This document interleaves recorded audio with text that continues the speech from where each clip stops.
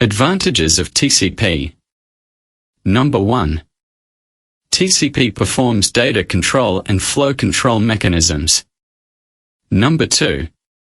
TCP provides excellent support for cross-platform. Number 3. The TCP protocol ensures the guaranteed delivery of the data.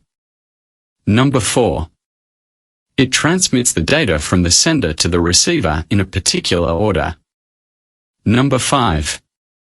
It is a connection-oriented and reliable protocol. Number 6. It has good relative throughput on the modem or on the local area network. Number 7. Provides an error detection mechanism by using the checksum, and an error correction mechanism is provided by using the address resolution protocol or go-back protocol. Number 8. It assigns a unique IP address to each device across the network. Each device receives a unique identification over the network. Number 9. It is open source and free to use. Anyone can use it for communication. Number 10. It is interoperable, allowing two different systems to communicate over a heterogeneous network.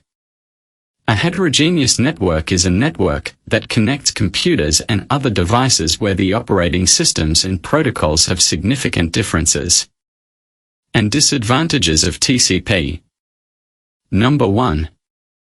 It cannot be used for broadcast or multicast transmission. Number 2. There is an increase in the amount of overhead.